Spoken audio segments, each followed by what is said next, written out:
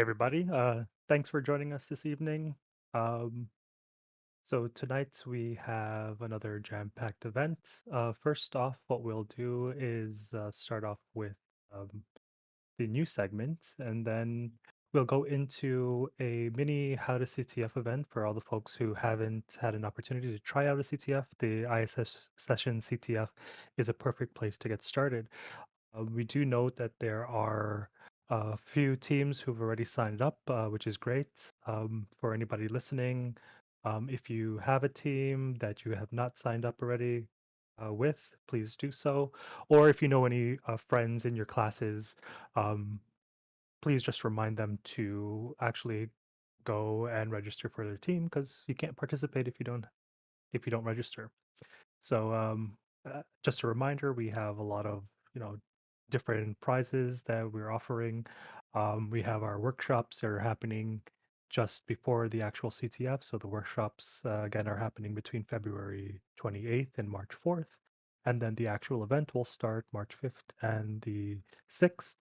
And that includes obviously the challenges themselves, but also the company panel. So it's a great opportunity to get involved, practice your hacking skills, and learn something new. So if, as I said, if you have some friends out there, your classmates who haven't joined us yet, do spread the word and get them to participate.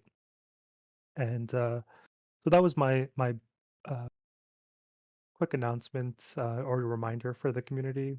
The next up, what we'll start off with is the news. Oh, also, sorry, for anybody listening on YouTube right now, um, the later segment for the 8 o'clock, which is the stories from a breach, which is going to be presented by Dan, is actually not going to be recorded or streamed to YouTube. So if you are watching on YouTube, please do join in the Discord channel to watch that talk. Otherwise, you won't be able to view it later on. So if you're interested, just a heads up on that part. Um, and with that, we'll start the news off. Very cool, Nash. Thank you. Super stoked for the CTF, How to CTF segment, and of course Dan's talk. Yeah, without further ado, let's look at some news. Starting off this one with another. I think I've been doing a bunch of Israeli-based stories over the last few months. This is another one, kind of a new spin. So a zero-day vulnerability that has since been patched was exploited by the controversial, infamous Israeli company NSO Group. And to put a spin on that, the same exploit was also weaponized by a separate surveillance vendor named Quadream, who are also based out of Israel. They have some customers that include, head honchos like the government of Saudi Arabia. So they're definitely not. They're a little bit less known than the NSO Group, but they're still big time for sure. The exploit that we're talking about is called forced entry, and I do believe I talked about this a month or two ago. But just for those of y'all that weren't there, this is essentially a zero-click exploit flaw inside of iMessage, and this allows Apple phones to be compromised without the user even having to click and open a malicious link. It's been leveraged to circumvent iOS's security protections and install spyware that allows the attacker to steal contacts, emails, files, messages, photos, as well as obtaining control of the device's camera and microphone. Um, yeah, Google Project Zero is calling forced entry one of the most technically sophisticated exploits of all time. The big difference between NSO Group's utilization of this exploit and Quadream is that NSO Group was using it to install their spyware Pegasus, whereas Quadream is using it to install their own spyware, which is called Rain. This news comes a month after the New York Times released a huge report highlighting all the different ways that Pegasus was being used by the CIA to combat terrorism, as well as its purchase by countries like India, Mexico, Saudi Arabia, and the UAE. The major report by the New York Times also showed us that the FBI bought and tested the NSO software with intentions of using it for domestic surveillance. And as far as we know, they have ultimately decided not to deploy the software. So, um, yeah, nice little new surveillance group you have to look out for.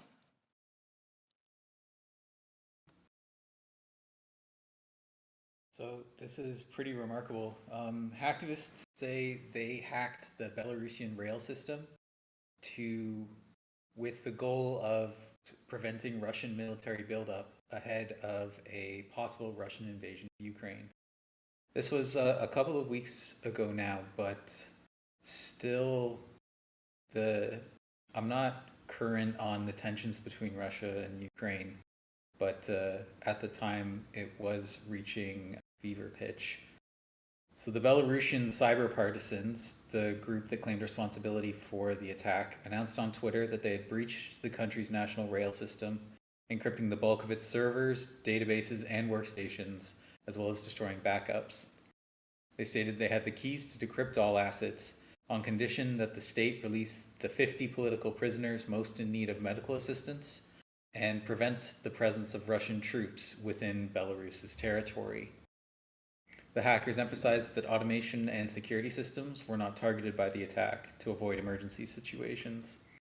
If confirmed, and this is kind of a funny thing, but whether or not there's been some doubt cast on whether or not the Belarusian cyber partisans were successful in their attack, insofar as they didn't compromise systems that would have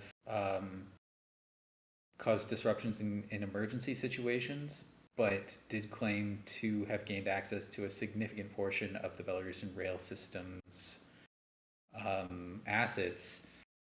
In any case, it's funny to see editorialists,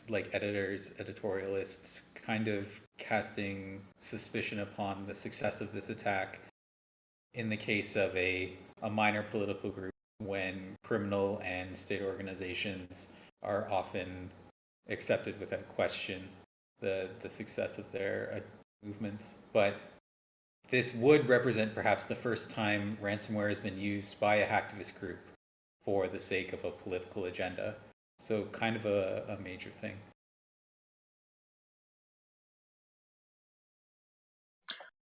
Another kind of political one. Seems like there are a few of those tonight.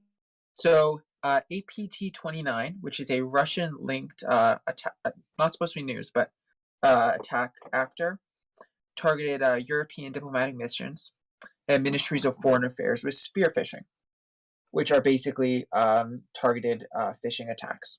So phishing is where like you send an email, and if they click on the link, you can get their information or start an attack against them. These attacks allowed for the deployment of Cobalt Strike Beacon on the compromised systems, which was then helped them to deploy more malware. APT-29 has been active for over a decade and has been tracked under other names like the Dukes, Cozy Bear, and Nobelian. So this is like a big established group. And like a lot of things right now with scams, they began with a targeted COVID-19 phishing email. It's always about COVID now. And they impersonated the Iranian Ministry of Foreign Affairs. And this email contained an HTML attachment, which prompted victims to open and save a file called covid.iso, which would be a disk image file. Same thing, similar to what you would do if you're opening a virtual machine, that kind of file. But if this ISO was opened or downloaded, a piece of embedded JavaScript would then decode the file to execute an HTML application that then runs some PowerShell code. I know it's like a lot.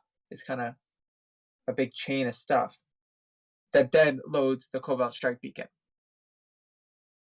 And after this initial access, the threat actor loaded a variety of other tools to execute different things, such as remote commands, to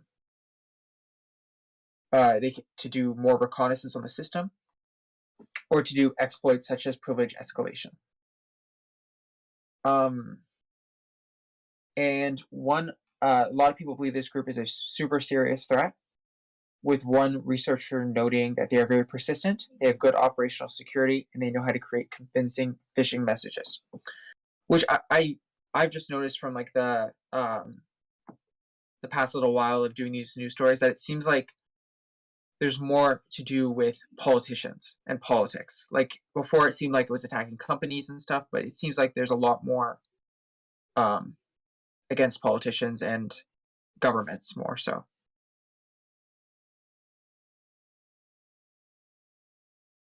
Very cool. Thank you for that, Jackson.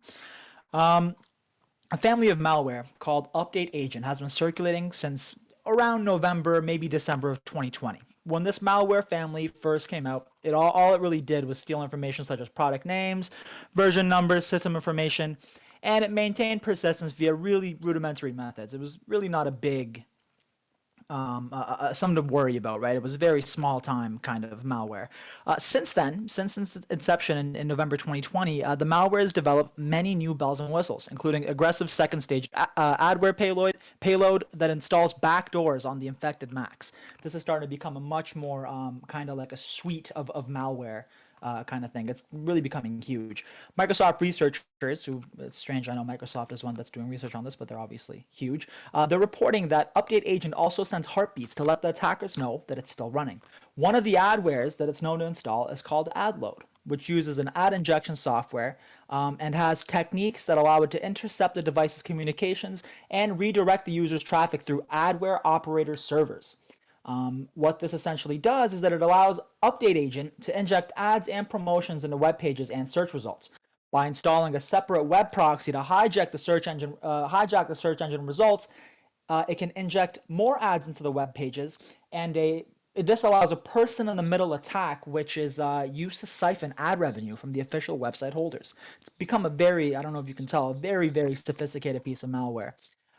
Researchers are saying that ad load is actually unusually persistent. It goes above and beyond. It's capable of opening up a backdoor to retrieve and install other payloads in addition to sending system information to the C2 servers that it's communicating with.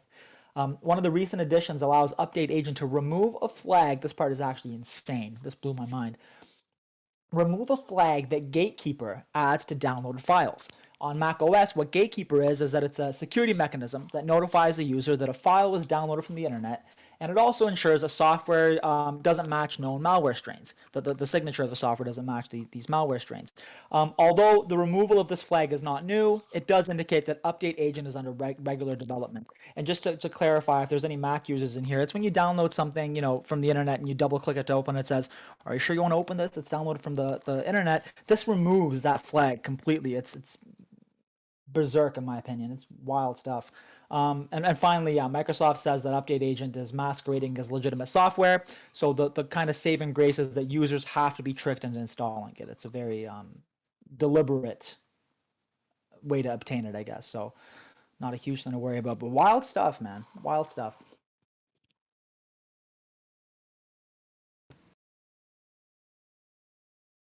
It's sick hearing a piece of malware adware described as berserk. Thanks. That was in my script. So Merck, the industry shipping giant, has won their cyber insurance lawsuit related to the NotPetya attack. A New Jersey court ruled in favor of Merck in a lawsuit filed against its insurer, who declined to cover the losses caused by the historic NotPetya ransomware attack.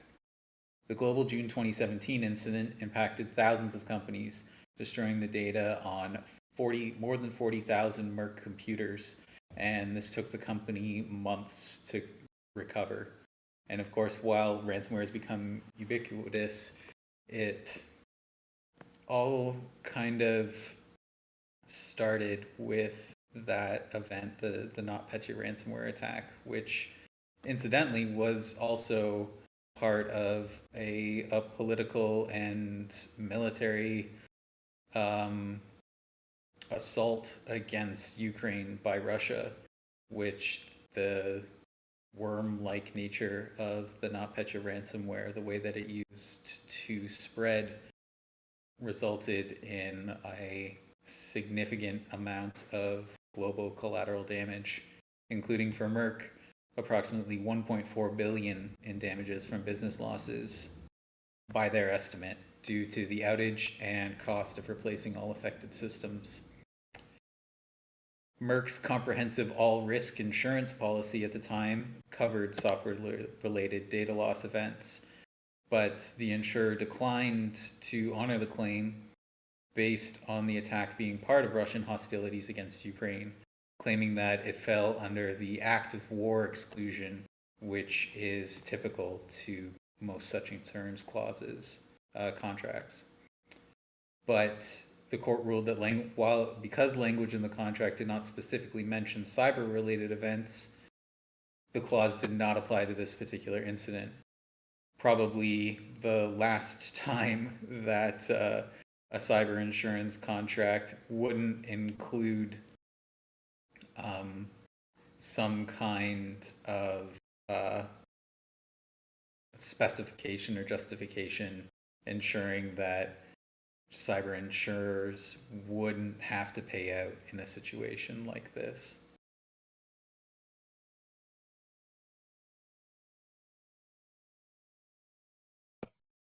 Okay, so this one is less of a news story and more talking about a threat report.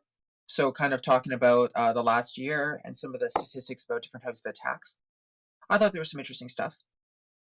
So this was by ESET, and it showed that brute forcing attacks became increasingly more common, with the rate increasing by 274% in a 4-month period.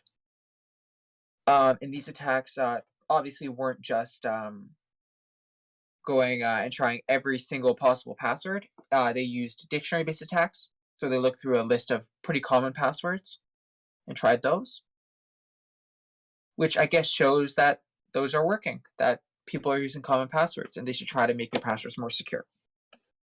Another interesting thing I found from this is the report showed that the number of unique clients reporting at least one attack per day shrank by 5%, showing that there are more password guessing attacks, but the pool of targets is shrinking. So it's not necessarily just a wideband attack, like attacking everywhere you can. They're kind of more targeting for various reasons. I'm sure to not many people's surprise, if you've been following cybersecurity news at all, but Log4j was among the top 5 attack vectors this year, because of course it was a huge vulnerability and a lot of people used it. Ransomware, like always, remains a large attack type, with over $5 billion in cryptocurrency transactions related to ransomware in only the first half of the year. And yeah, just some interesting stats. Very interesting indeed. Thank you, Jackson. This next one, I hate to steal your thing, Jackson, but this one also is not really a news story, but I guess it's just kind of breaking. I mean, it happened a little while ago. I guess the initial thing that sparked this story happened over a year ago, but regardless, it's very interesting. It kind of, it got me very entertained. So after a lack of response from the US government, one hacker took matters into his own hands to combat the series of attacks that North Korea's Hermit Kingdom unleashed on US security researchers just over a year ago. The credit for this rebuttal goes to a single American man in a t-shirt, pajama pants, and slippers who sat in his living room while watching alien movies and eating junk food while his scripts disrupted the entirety of North Korea's internet. This man goes by the handle Pax. After being targeted by North Korea last year, Pax was disheartened to see no response from the US government. He was able to prevent the hackers from stealing any of the tools and details about software vulnerabilities on his machine that they were targeting, but that wasn't enough. Pax went on to do his own research, and he found numerous unpatched vulnerabilities in North Korean systems that allowed him to single-handedly launch a denial-of-service attack against the country's infrastructure. Without revealing too much about what he found, Pax was able to mention that an example of one of the known bugs was an Nginx, specifically how it mishandles certain HTTP headers, allowing the servers that run it to get overwhelmed and get knocked offline. He was also able to tell us that he found ancient versions of Apache, and after careful analysis of North Korea's own national operating system called Red Star OS, he compared it to an old and vulnerable version of Linux. Pax was able to automate most of his attacks, likening the entire engagement to the size of a small to medium pen test. A small to medium pen test. Take that in. He said the objective was to impact the people as little as possible, because that wasn't the main target, and the government as much as possible. Luckily, with only a tiny fraction of North Koreans having access to the internet to begin with, he acknowledges that this attack was a success. Right now, Pax is recruiting other hacktivists. via his website called the Funk Project, which stands for FU North Korea, in the hopes of keeping North Korea honest going forward. Now, although we're laughing at this and it's kind of a cool story, not all hackers agree with Pacta's efforts. Former NSA hacker Dave Eitel criticized the attack, saying that this actually might have been getting in the way of stealthier, more official intelligence efforts targeting those same North Korean computers. So hopefully that didn't happen. But overall, I think it was a fun way to poke back at you know.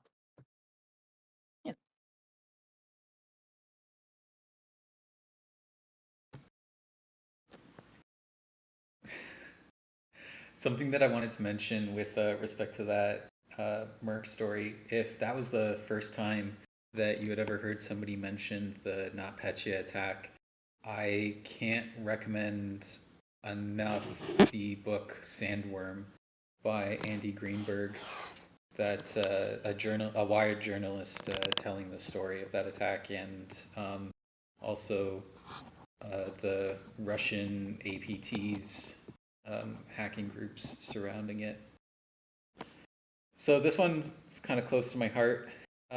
Dark Souls PC servers were taken offline by publisher Bandai Namco and developer From Software in the wake of reports regarding a RCE, or remote code execution exploit, for the Dark Souls series of video games. A popular Twitch account was streaming their gameplay when it was suddenly interrupted, and a text-to-voice service can be heard just saying stuff like criticizing Dark Souls player behavior in the stream recording. Posts quickly appeared on Reddit explaining the footage was linked to the RCE in question, a vulnerability that could be exploited to run arbitrary code on a user's machine.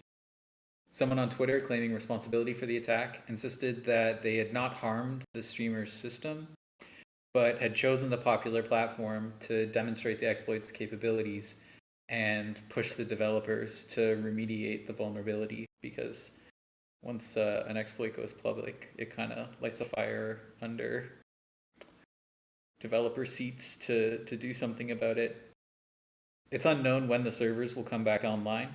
However, and so this is kind of the part where I don't mind so much.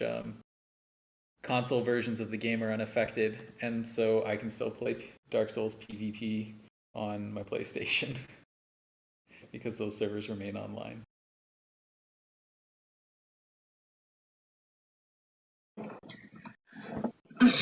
Okay, so this story was kind of it was a bit of cybersecurity, but a lot more of privacy.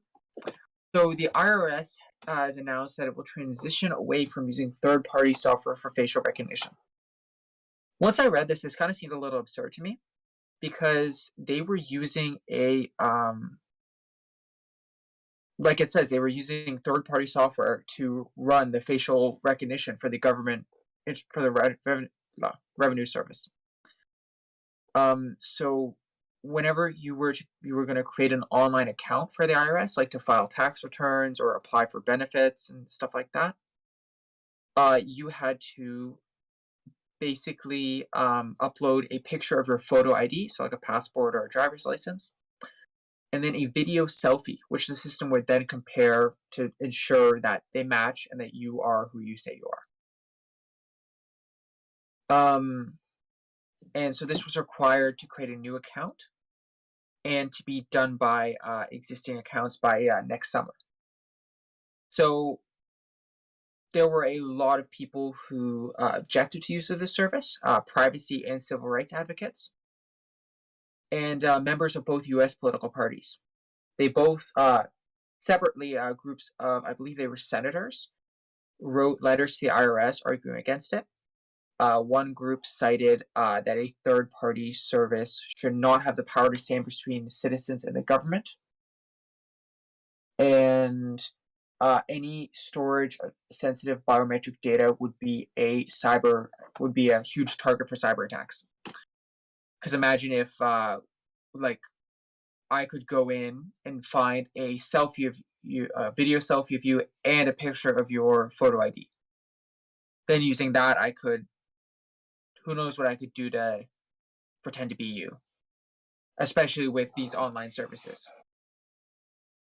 And yeah, so they've announced that they will move away from this software and that they're going to try to find a new method to authenticate users' identities. But they haven't really released what it is yet. But hopefully it'll be a little less controversial.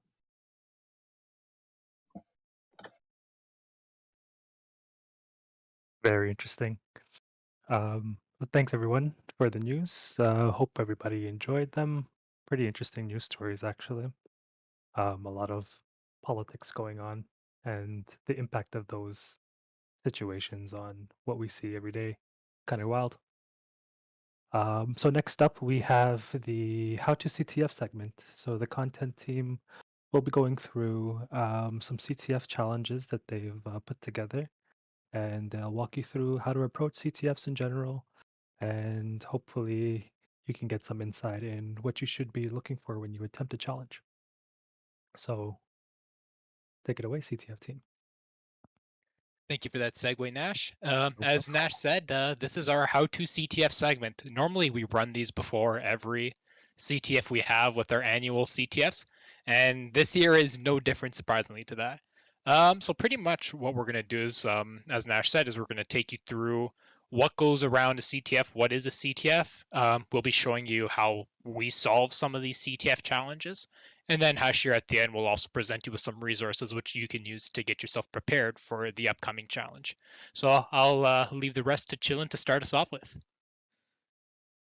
Okay, so first, what is CTF? So CTF stands for Capture the Flag, and it is an information security competition that challenges contestants to solve different challenges. And depend on the format of the CTF, the flag type are different. And we will talk about it more in the next slide. Next slide, please. Thank you. So like I said there before, there's a different type of flag come from different type of CTF. So the major three types are Jeopardy, Attack Defense, and Mixed Style. So Jeopardy style CTFs has a couple of questions or tasks in range of categories. So for example, web, forensic, crypto. So we will talk about the category more in the next slides. And the team can get flagged for every solved task, and every flag has points, and more points for more complicated or difficult tasks usually. And when the game time is over, some of the points will show you the CTF winner. And second style is attack defense. So every team has its own network with vulnerable service, and each team has time for patching their services and develop exploits. So when organizer connect participant of competition, the war game will start. The participants should protect their own services for defense point and attack opponent for attack point. And mixed competitions can be in various formats. It can be something like war game with special time for text-based element, or some CTF have two separate sections, one for Jeopardy and another for attack defense. So for example, like DEFCON's qualification event is in Jeopardy, but the actual competition, the final one, is in attack defense. Okay. So here are the common category in the Jeopardy style of CTF. So reverse engineering.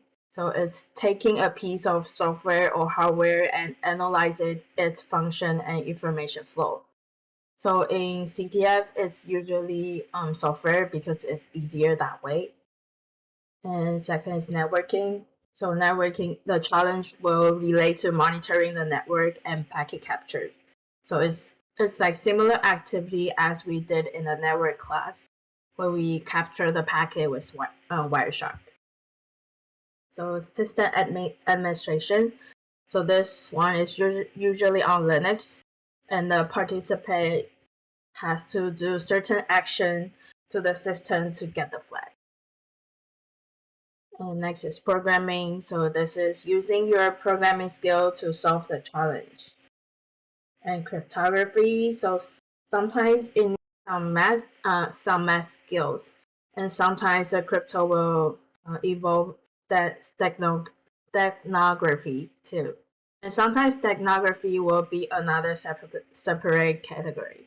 So stenography is just to hide information in image, video, music, etc. And web exploitation. So you will find the vulnerability of a web page and exploit the vulnerability to get the flag. So common technique used in this category include SQL injection, command injection, directory traversal, cross-site scripting, cross-site request forgery. And next one is binary exploitation. So this one is to find a vulnerability in the program and exploit it to gain control of the shell or modify the program's function. So for example, using buffer overload to flash out the flag you want. And the last one is forensic. So it's recovering the digital trails. So in CTF, the challenges is usually on the file to get like the information that it's asking for. Next slide, please. So here are some famous CTFs. So first, of course, is DEF CON. It's the biggest, the most famous, the oldest. I think it started in 1992. I'm not like 100% sure. And it's hosted annually in Vegas.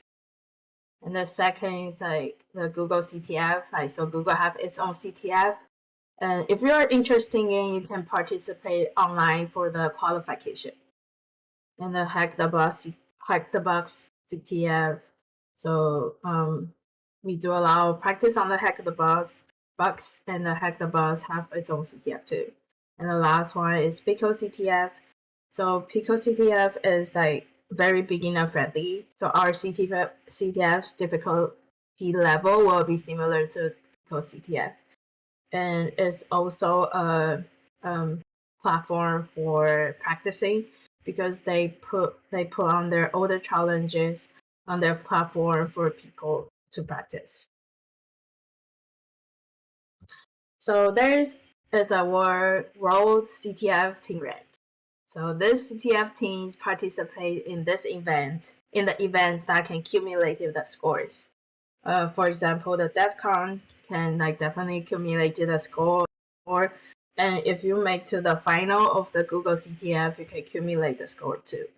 So if you are interested in going in hardcore like these teams, you can check the ctftime.org website. And it has a lot of information about the different CTF events worldwide. And last, here are some tips for the participant of the CTF.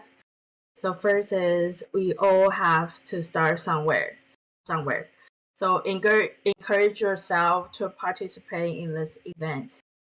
So second is never let the difficulty intimidate you. So similar to the last one, so we all grow from training. And CTF is a good opportunity to train yourself. So just like Yoda has to come from Baby Yoda, we all grow from training. And next one is if you can learn something from the event, that is a win for you. And most of the event will provide mentorship or help.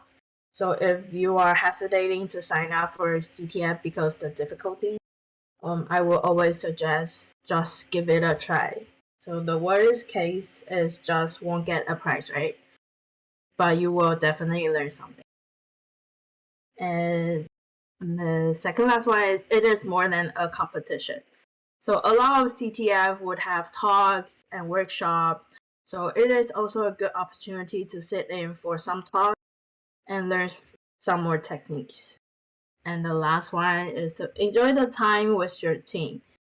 So most of the case, you will participate in a team, in a CTF. So the team will be more fun if you have good communication between the team. So that's it for my intro of the CTF. Thank you for that, Chillin. So, like Chillin said, and we will be discussing shortly, doesn't matter what level you're at. It's like Byte said, it's all about the friends you make along the way. Really, the best way to get better at CTFs and just competitions in general is just experience, whether that's through classes, through work, or just doing CTFs or practice CTFs. It's going to help you out in the long run. So before we start off, I want to see a show of hands for people who have experienced CTFs before, and for people who this will be their first time doing a CTF.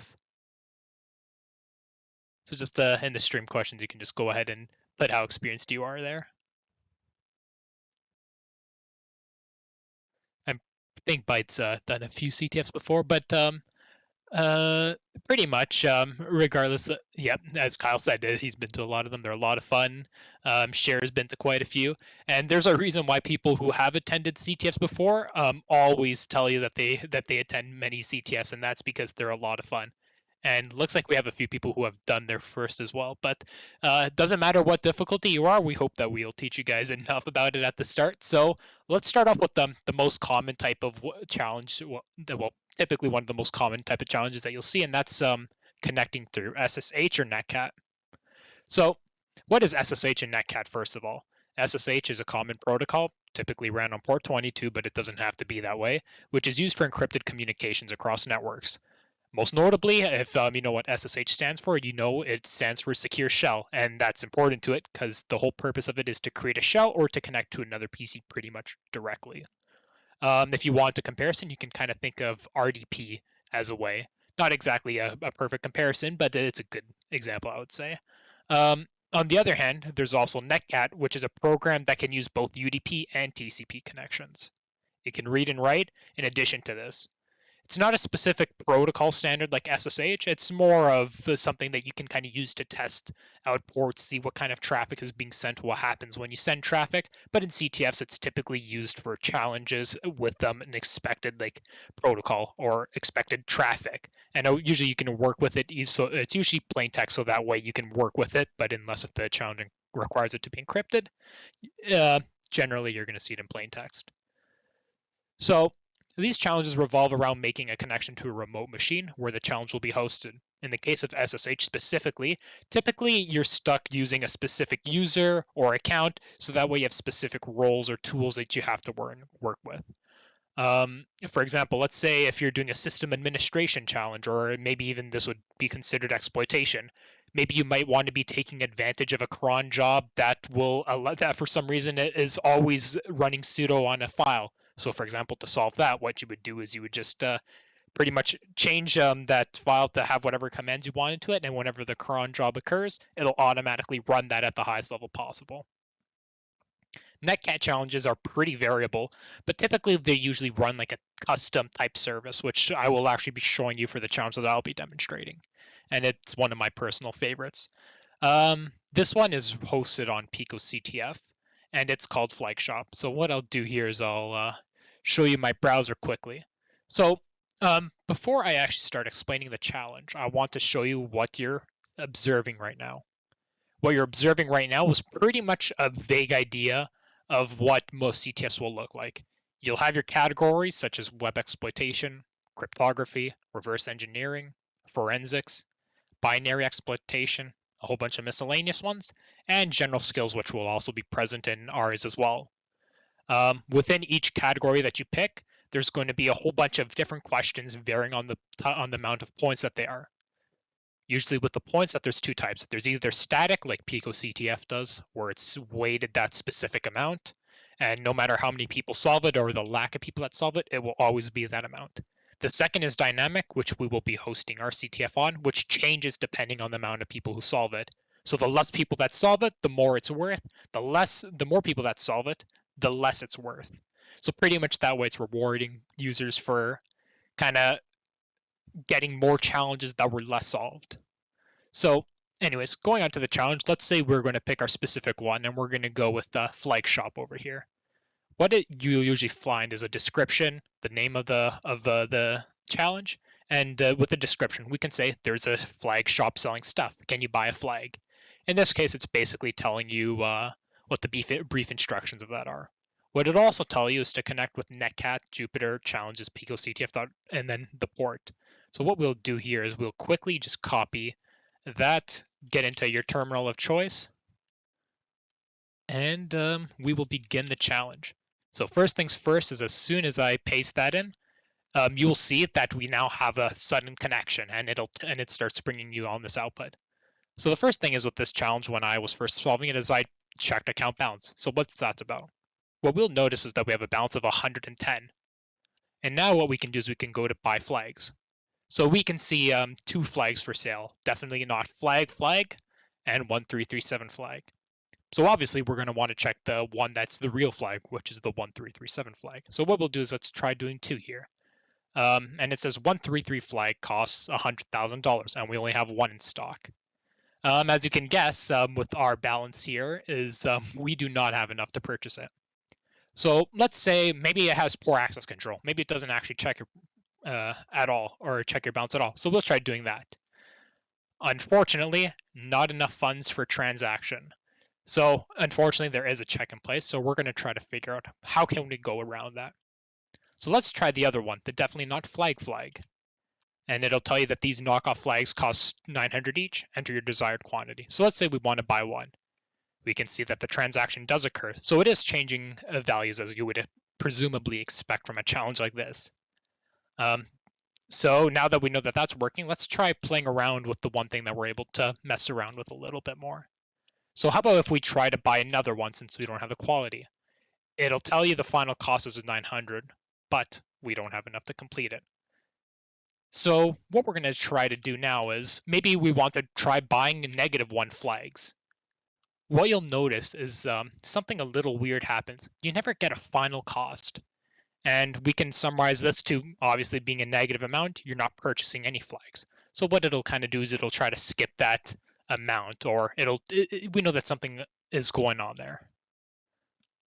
Pretty much it would be expected. But so what happens if we try doing, let's say, a very big number? And in this case, what I'm going to do is I'm going to pull up a calculator quickly here. So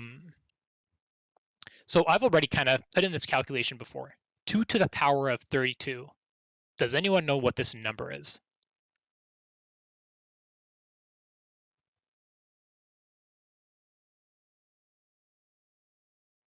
Yes, it is a big number.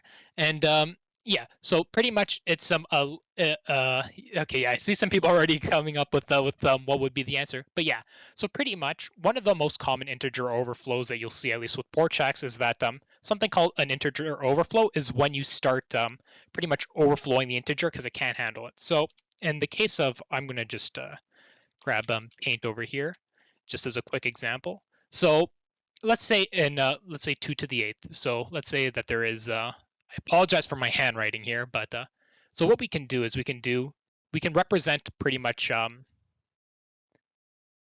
let's see 1 2 3 1 2 3. So we can represent an 8-bit binary here. So I want to ask people, what happens if you add, let's say, another 1000 to a number that clearly cannot handle that? What would happen here?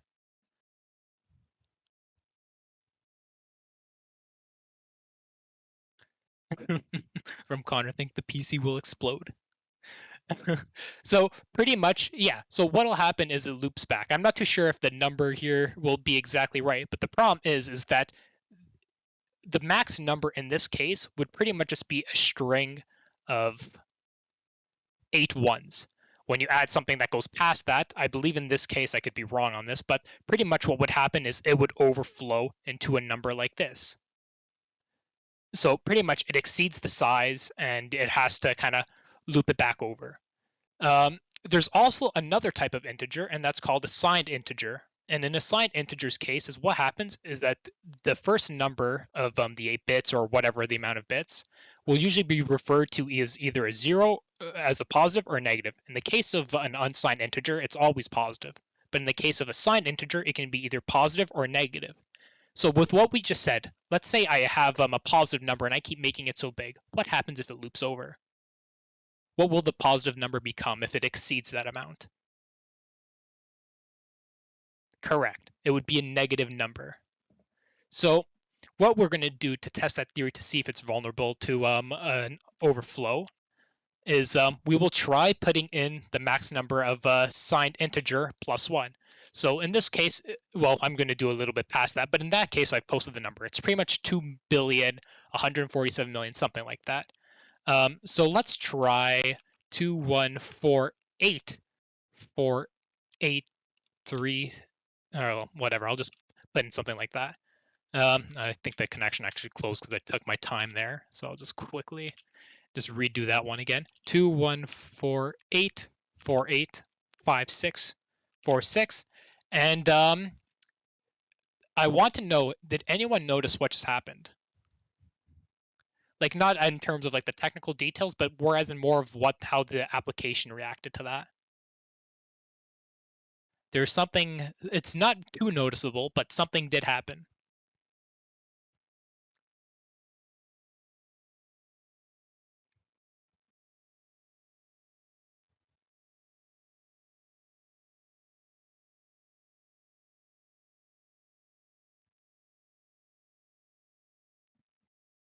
I see several people are typing. Um, you're on the right track, Afsar. Just a little, just almost there. Just to change a little bit detail, but and technically you are right. I did overflow it, but the thing that I was mainly looking for is the fact that if you actually look here, we never got that value earlier where it was asking us about the final cost or not enough funds. So what we know for the fact that we got that message, the only other time that we've received that message where nothing happened is when we did -1. So what that means is that we can make the assumption that either one, that there's an error that it checks for numbers that are too big, or two, that it overflowed, became a negative number, and could no longer accept it. Or it basically, well, it did accept it, but the problem is because it's a negative number, and as we saw earlier with negative numbers, is that it just it is that it's less, because it's less than 0, you won't buy it, but that means that it allows you to go over or under. So what we're going to try to do now is we're going to try doing the opposite, and what we're going to try to do is we're going to try doing it in the other way. So let's see what happens when we do something like this. 2 3 1 2 3. The final cost is -1 1 million, something like that, and then your current balance after the transaction is this. So in this case, what happened is it received that very big number and it did it in the math, but the problem is the number that saved it was probably a 32-bit integer, and so that actually overflowed. And my current balance after the transaction is now 1 million. So now tell me, what can we do with 1 million?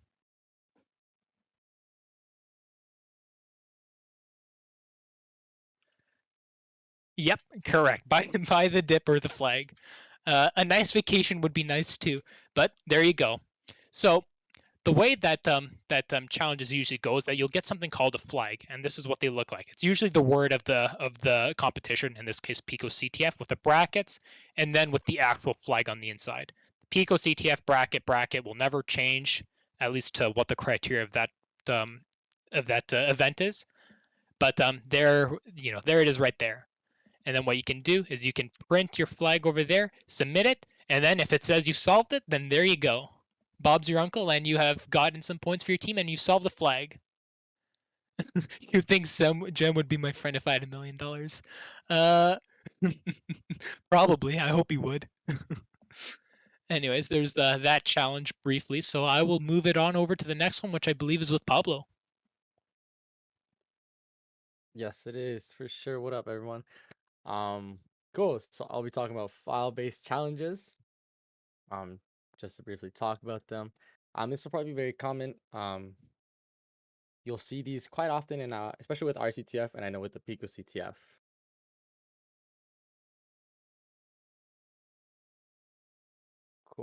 Cool. So I know you're probably wondering, for those that are new to the CTF, because I know for a fact I was new to the CTF, especially last year was being my first CTF that I've actually done, which is a great experience. So I highly recommend, try it out, tell your friends. So what are file-based challenges? This is something that I actually came up with throughout doing the CTF. I'm like, wow, there's a lot of different types of challenges here. A file is very simple in name. Um, this is a challenge as a file, and you have to figure it out. Base challenges, you're gonna category, reverse engineering, and steganography. Basically, you'll see them in different categories, but mostly you'll see them in these ones.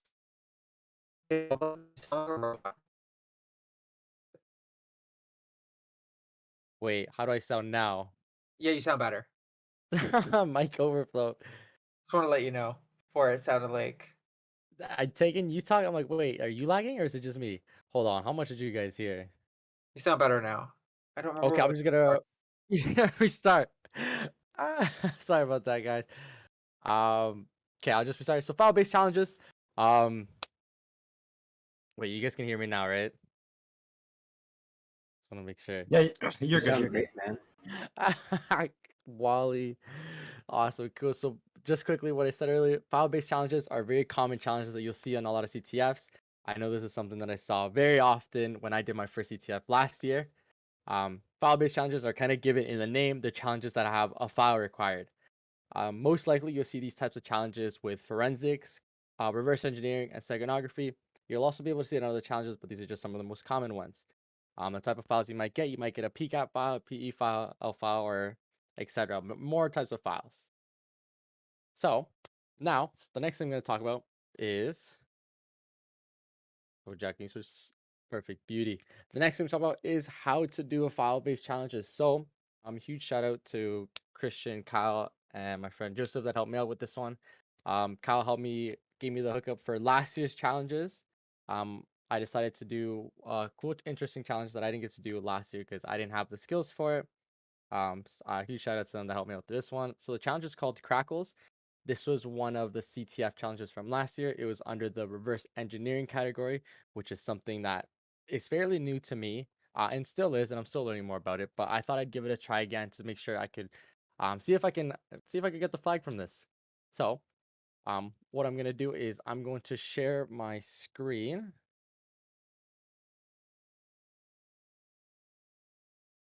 Perfect. Let's see it. I'll just leave this. Awesome. So perfect. Once you open it up, so here's the slides. Was this a Luai challenge? It was a Luai challenge. Yusuf. I thought it'd be a cool one to do a throwback. So with the file-based challenges, you're gonna open it up. I have it in a zip folder. With the file-based challenges, it's just simple. It gives you a zip folder, and all you have to do is unzip it. Obviously, there's a lot of different files you could do. Um, Some of them do require Linux, some of them do require Windows. I found one challenge that was Windows oriented because that was my strongest OS. So with having this open, I unzip the file, and from here, I loaded up this instructions. Instructions very simple. Push the right keys and get the flag. I'm like, all right, nothing too crazy there. Like it makes sense to me, right? So from there, I'm like, okay, I have a jar file. Let's click the jar file. And then I get this prompt. I'm like, whoa, what does this prompt do? So I'm like, okay, I guess I have to push the right key. There's G-force turning up. Gotta click the right keys to get this flag. And I'm like, okay, if I just click a bunch of random keys, what do I get? You have failed successful. I'm like, okay, clearly I need to push the right order in order for me to get this flag. So, okay, my thought process is, all right, my best friend is gonna be Google. What can I use to look at a jar file? I'm like, oh, I can look at a decompiler, a Java decompiler.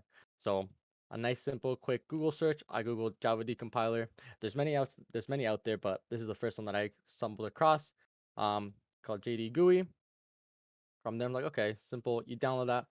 Once you download that, you'll be able to. It'll prompt you open with a welcome to JD GUI. Open a file. So I'm like, okay, let me open a file. Here's the file from Crackles. This is the dot jar file that we see. Now, right away, obviously this took me a bit of time, but I'm just trying to summarize it as much as I can due to our time. I see 3 packages. I see an app, auth, and images. My first instinct as a coder is like, hey, let me check out all these packages, see what we got inside. So I check out the application. I'm like, okay, this looks like, oh, this is probably the layout of the program. this is probably this. I'm like, okay, cool.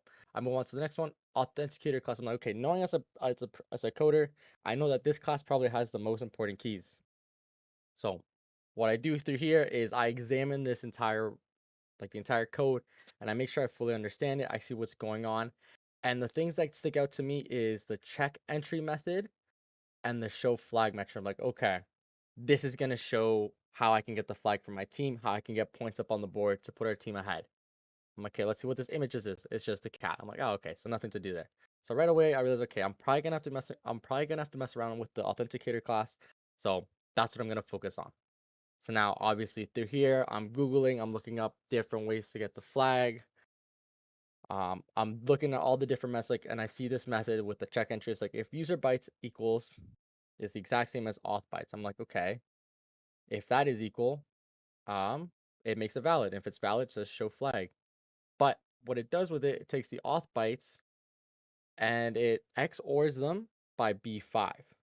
So this took me a little bit of Googling, and thankfully I'm in crypto this year, so I knew how to do this. But once again, I didn't want to do the math behind it. So I'm like, you know what? What if, obviously there's multiple ways to do this, but this is how I myself, Kyle, and Joseph came up with them. Like, what if we just look at the auth bytes and XOR them by themselves? Because clearly that's all we really need to get the flag to print out. I'm like, all right, let's see if I can make some Java code to just do that. So that was my next thought process. Um, with doing that, I opened up my handy NetBeans and I copied what I wanted to convert. I'm like, okay, well, I know the auth bytes is the flag and I need to print out that flag. So I created a simple little code. I grabbed the auth bytes array, and from here, I just create a simple for loop that checks each individual byte and XORs it by B5, or in this case, 181. I'm like, all right. Obviously, this took a lot of trial and error, especially with Kyle helping me out and Christian giving me the way he did it last year, actually. But once again, with trial and error and learning different ways to code and different ways to figure it out, I'm like, okay, I think this is one way to do it. I know Kyle did find a way to do it with Python, which was a Python script, which was really cool.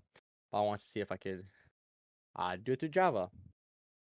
So once you create this code, um, yeah, remember this main class, you run it, let it successfully load, and perfect. Look at that. Once we figured out, obviously, guys, just a reminder, this does take a bit of time. I didn't do this in 5 minutes. This took me probably like like 2 hours of like really just thinking about how I can figure this out.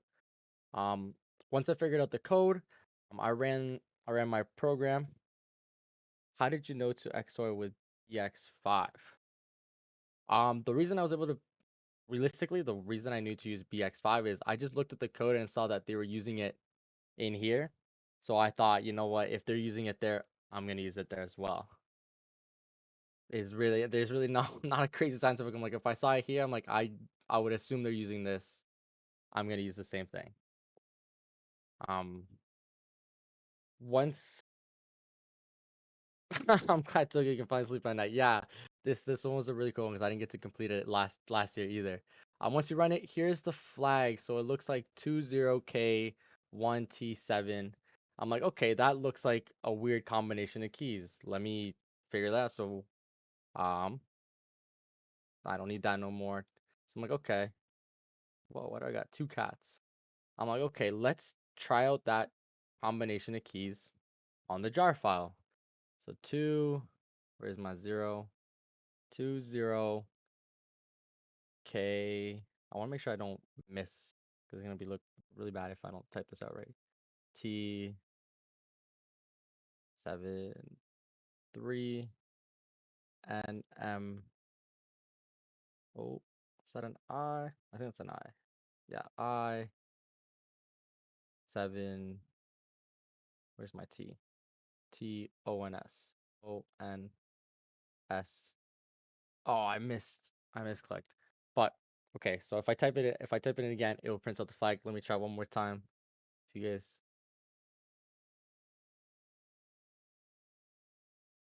to 5 honest. Oh, probably that's right click. So 20K1 T7 3 NM and then 7TON5.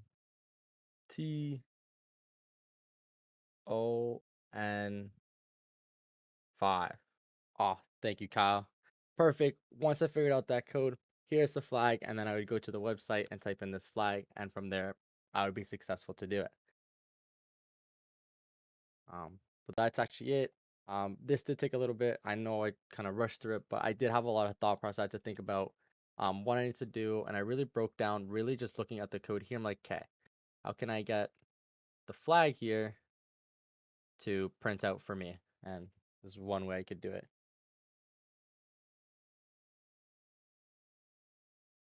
Yes, like Byteumen said, so if you do more digging, XOR does cancel out. Um, if you do the same thing twice, it does cancel out. Which is something that I did read more about when I was looking up XORing with Java, or in this scenario with this code. But if you have any questions, please feel free to drop in the chat. I'll try my best to answer it. But yes, it was one of the challenges I wasn't able to complete last year, so I wanted to try it again this year, and hopefully provide it for you guys.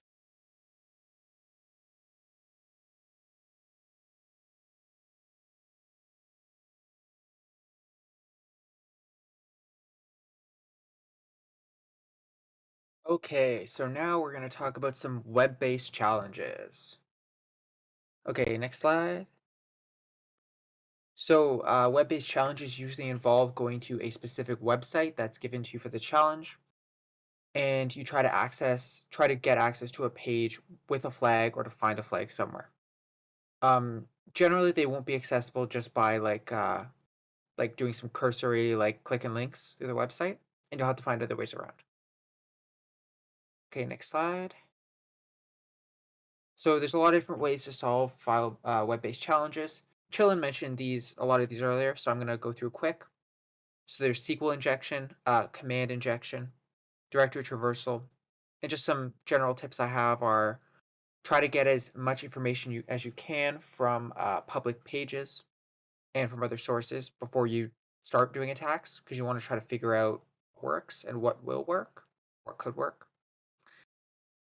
And there are a lot of different tools you can use for web-based challenges like Burp Suite, Comics, and Hackbar. I'm not going to be using any of those today just for ease of if anyone wants to follow along. And next. So now we're going to try some. We're actually going to do two, but they're pretty quick. So these are both on Pico, Inspector, and where are the robots? We're going to start with Inspector. So let me just share my screen real quick. Just give me 1 second.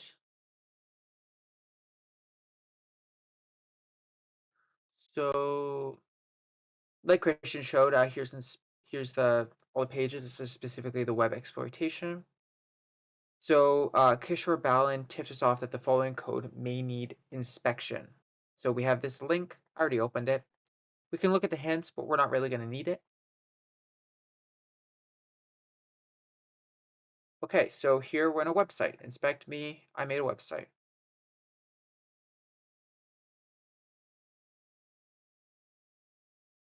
Okay, I'm lagging a bit. I don't know why. I can't click.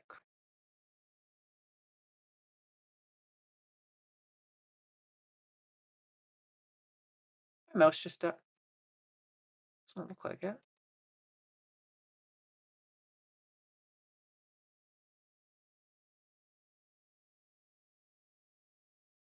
Can you guys hear me?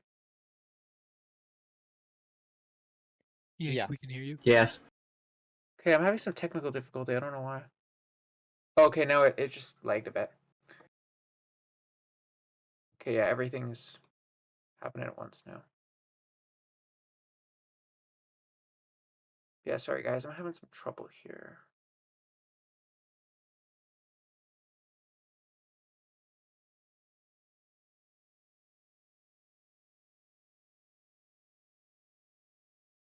Yeah, I don't know what's happening. It's like I'm not clicking. Um,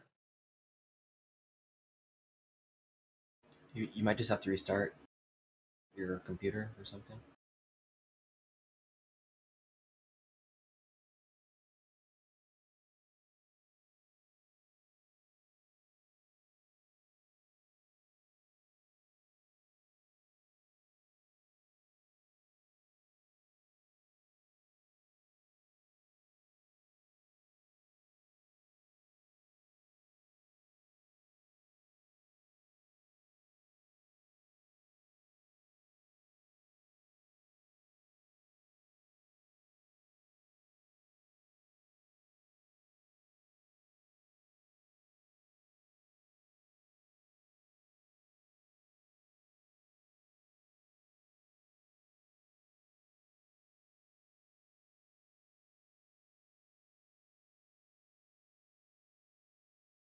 Yeah, sorry guys about the technical difficulties. We're just trying to get it sorted out.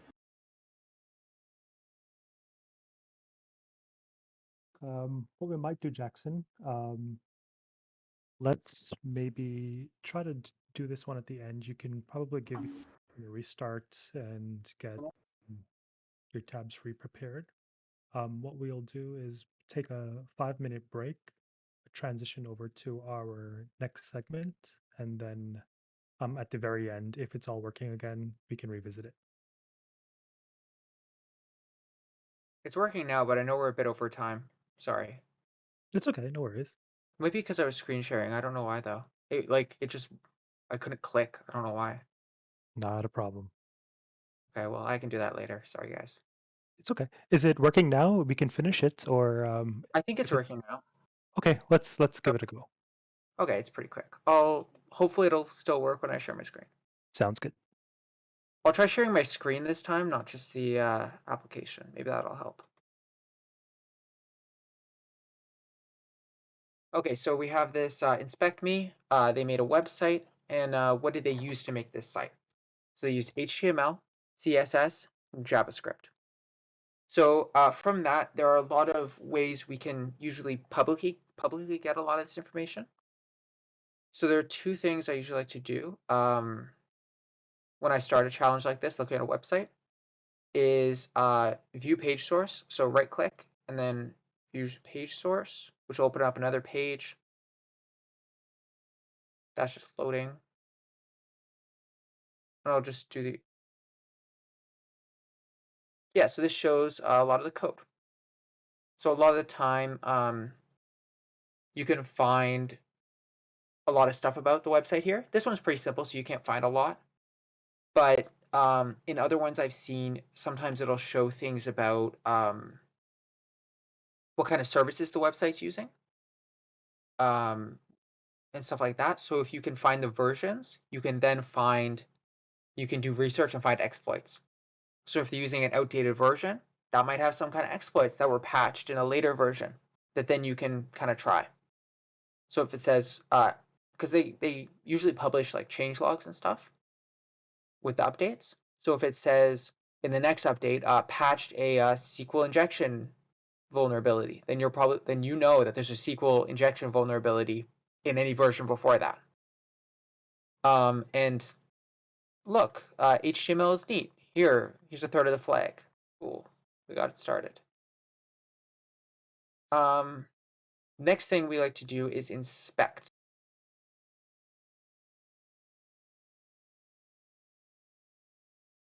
Okay, there. Just took a second. My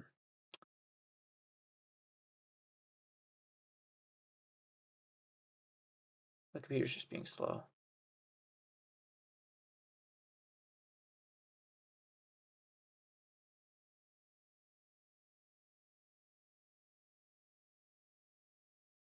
Yeah, so here we can see the HTML code. And so there's a lot of different headers and stuff for each item on the website. So we can open up more of those. See all the different text and stuff. Usually this is more useful when there are links. And there's the third of the website again. Go through all this. Oh, there's my Grammarly integration. Look through some more. Usually it's good just to go through all of this to take a look. This is pretty much the same as the other stuff though. We can go to sources. So here is the index. And this is the CSS. So that helps us with a lot of the colors. In this case, it's a lot of colors, headers, like how the website's structured. And here we find the second part of our flag. And from here, we can find other files that it uses. And this is the JavaScript. So that'll help with the tabs and stuff in this case. And they can do lots of different things. This is just a quick one. So this is the third part of the flag. This challenge is basically just to show you some different places you can find information. Here you can find the network information. So if you have this open and then something happens that'll send or receive something over the network, it'll show up here. So if I input something and then it sends in and like gets a response, then it'll show it all here. There's stuff like memory, applications where you can see a lot of cookies, and that can come in handy too, because a lot of time cookies save a value, and that might be helpful in a challenge. That's most of it from here, but it's just generally useful to be able to see a website's code. So that's inspector. And next we're going to do another one called Where Are the Robots? I think I have it open over here. Yeah, so where are the robots? So website's pretty blank, right? Nothing we can see, right? Oh wait, I'll get the hint. So the hint is, can you find the robots? And the hint is, what part of the website could tell you where the creator doesn't want you to look? So that, so initially I'm going to do the inspect. Wait for it to open. And just for sake of time, like looking through here, there's not a whole lot of relevant information. Nothing that'll help us get to other pages or find hidden information or anything like that. This is just kind of a welcome page, it seems. There's not a lot here. It's just labels and colors and stuff. And same thing if I were to look in the other pages. So we're going to try to find pages that we can't find. So normally you would know with the URL that you can, if you add on things to it or replace things, that you can find different pages on the website.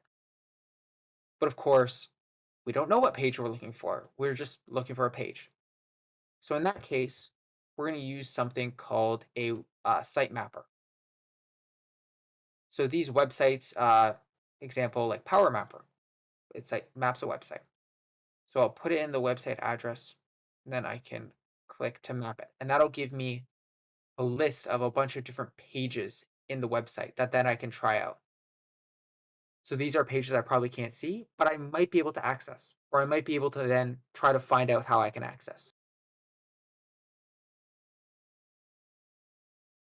So first 10 pages. Oh, darn. Doesn't seem like it's... Okay, it doesn't seem to show me.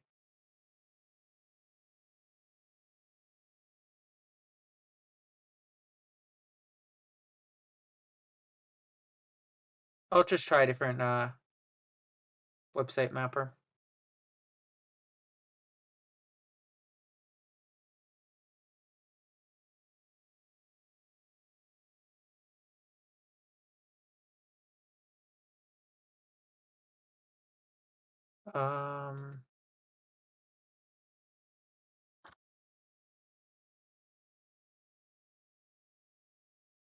Sorry guys, just give me a second.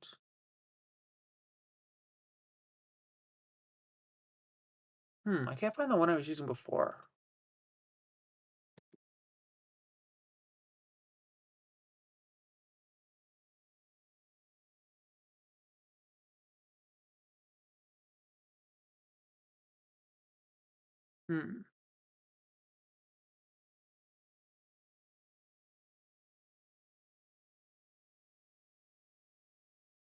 Sorry guys, just give me one sec.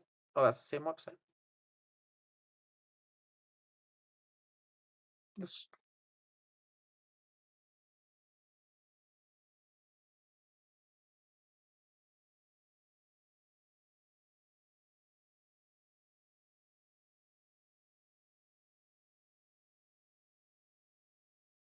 Oh, I think I was just reading it wrong.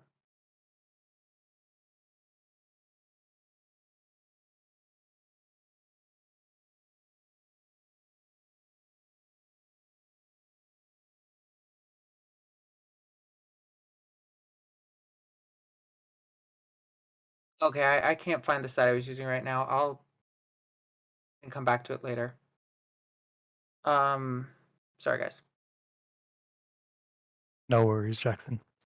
If you do figure it out, as I said, we can revisit it at the end. Yeah. I think I found another site, but that one wasn't working for me before. I just Not can't find another time crunch. not a problem. Just so to show, sometimes the technology doesn't always work in Yeah, your favor. No worries, exactly. it's okay.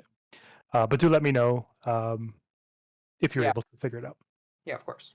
Cool. What we'll do is we'll take a 5-minute break. We'll come back at we'll round it off 8:30. And if anybody is listening on YouTube, just a reminder to head over to Discord for Dan's talk. So yeah, we'll see you back at 8:30.